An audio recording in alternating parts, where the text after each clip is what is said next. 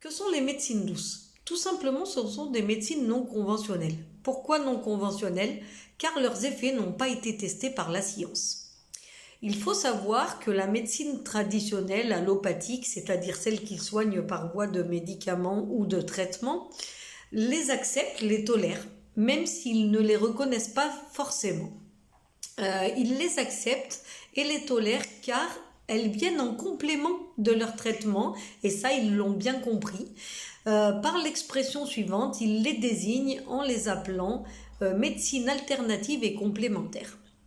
Donc, certains médecins, souvent, orientent leurs patients vers des naturopathes ou des personnes qui utilisent les médecines douces. Elles regroupent des centaines de pratiques en passant par l'acupuncture, l'homéopathie ou encore la naturopathie, les huiles essentielles avec l'aromathérapie, la lithothérapie et bien d'autres choses encore qui vont vous aider à vous sentir bien dans votre peau.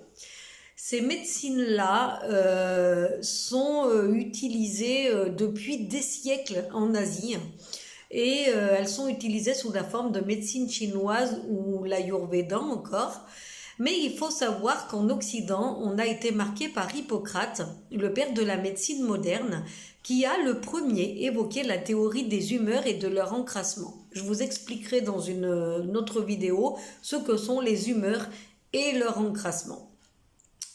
C'est donc pour vous expliquer que la médecine douce utilise la nature et notre capacité à nous auto-guérir pour soigner et apaiser et apporter un meilleur bien-être. Alors, on les appelle aussi par différentes dénominations, On les appelle médecine douce, parallèle, naturelle, holistique ou alternative, car elles regroupent vraiment beaucoup de pratiques. J'espère que cette vidéo vous a plu et je vous dis à bientôt.